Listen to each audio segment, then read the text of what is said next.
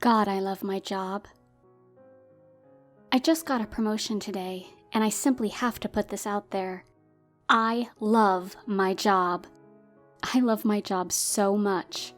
I thought I would never feel so satisfied, so fulfilled in my entire life. But here it is, this feeling that only this very profession can give me. I'm a bit of a workaholic, but ever since I landed this job, ever since I started to get into my field, everything around me just faded into boredom. This has become the only thing that matters. Of course, there are downsides to being so in love with the workplace.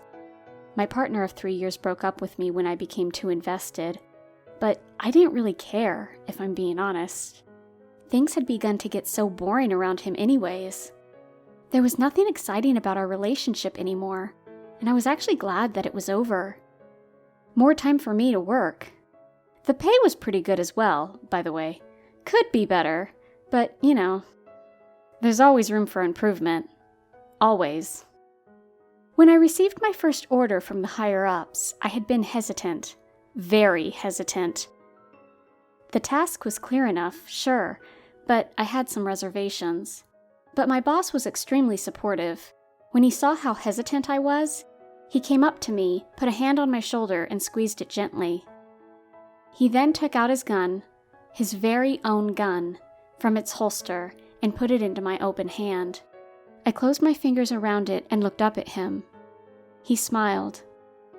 A bit worried, eh? He said in a soft voice.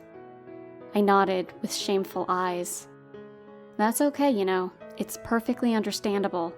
It's just natural, But after you've done it once, after you've gotten it over with for the first time, I promise, you won't ever be worried again.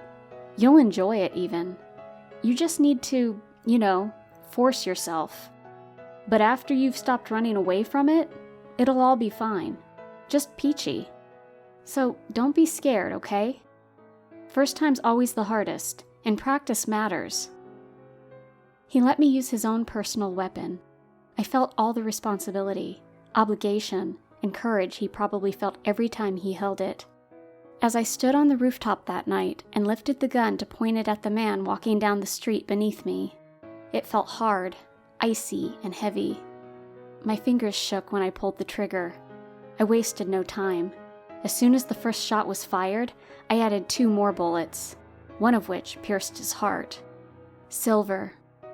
Lichens are persistent, hard to kill fellas, but a silver bullet to the chest always works, something I would learn later on.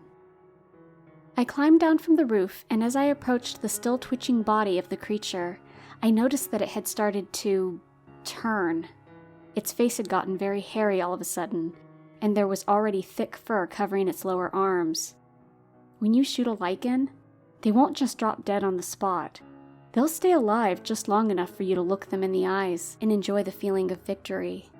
This particular one had killed 12 people. It had never tried to restrain itself. This is part of our business's motto, by the way. We help if things get out of control. So I stood over the body of the lichen, my very first mission completed, and I looked it in the eyes. Yellow, hateful things. It stared up at me as if it wanted to rip out my throat. It probably did, but doing stuff like that is kind of hard when you're about to die. I stared back at it, the sweet feeling of success creeping up inside me. The day after that, I would go out to buy my boss a few drinks to thank him. He always went to drink on the first successful missions of new personnel. I gotta say, most people fail on their first order. Hell, I failed on my first order. But you? He paused to take a big sip of whiskey. You got it in you. You're gonna make it far, kid. Believe me, not too long from now, and you'll be sipping drinks with your own subordinates. Hearing this gave me the confidence that I needed. It filled me with warmth and joy and pride and eagerness. I could hardly wait for my next mission. Of course, there were better and worse days at work. One time I had to take on a nasty spider lady. Now, spiders terrify me, so when this giant thing came crawling towards me, fangs clicking, I thought I wouldn't make it out of the cave alive. But I did. See, sometimes the most logical solution is the best one. There doesn't always have to be magic or fancy bullets made of silver. In this case, it was insecticide. It was just as simple as that. Of course, I had to lace it with some stronger stuff to make it work better. But in the end, my little plan was coming together perfectly. Even though spiders aren't technically insects, they still don't like insecticide. Especially not laced flammable insecticide. I grilled that spider lady, burned her to a crisp. Her and her 3,000 children. I almost felt a bit sorry for wiping out an entire family of God knows how many, but then again, if you didn't want me to kill your spider kids, you shouldn't have eaten all those human kids.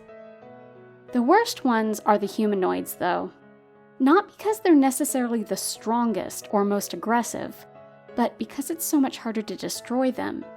They take the shape of a person, an innocent-looking, soft, squishy pink human. They build up their lives in our society, most of the time with no one ever noticing that they aren't what they pretend to be. They keep their dirty business behind closed doors. I mean, who looks into every person's freezer? How do you know they don't store corpses in there? Your neighbor could be a vampire, and you wouldn't even know it, because they don't glitter. They don't do that. That vampire talk kind of reminds me of Jeremy. Jeremy was not a vampire. He was a revenant. Jeremy had a wife and a kid. Adopted, of course. I don't know what he told his wife in regards to why he couldn't reproduce, but it was definitely a lie. She didn't know she had married a walking corpse. Poor girl. I felt so sorry for her. I felt sorry when I had to kill Jeremy. Kill is probably the wrong term, though. Unkill? Who cares? I still remember how his kid was crying and how his wife screamed. I think the worst part for the two of them was to see him turn. Right before he fell asleep for good, his body began taking its natural shape. No shape, that is. It became a silhouette, a mere shadow, and then vanished. I drank myself to sleep that night. That had been one of the worst days. But hey, you always need to remember the good times. Lichens, giant spiders, fairies, hybrids, and aliens. Those are the most satisfying to kill. Yes, aliens as well. What are you, shocked? Oh, come on. We all know we're not the only ones in the universe. In fact, there have been multiple attempts by other species to reach out to us. Why you've never heard of any proven alien encounters? Why there's no evidence? Because me and my colleagues are so good at what we do, damn it. Let's face it, you all would be pretty screwed without us. People like me have always been around, even though no one ever notices. We're here to protect you. We shelter you, eliminate the things that go bump in the night so you can focus on your life without being paranoid. As long as we're around, you don't have to be scared. We're here for you. Why? Because it's great to protect people, to know you're doing something good, but also because it feels so damn awesome to kill monsters. Now, this post is nearing its end. You'll soon click off and probably just start reading another creepy story. Who knows what it'll be about? People on here are pretty creative. But if it should frighten you, know that you don't have to be scared, because somewhere nearby is a person like me, ready to jump to your rescue if need be. And in the unlikely case that they'll be too late, they won't hesitate to avenge you. None of us are lazy. We love our job.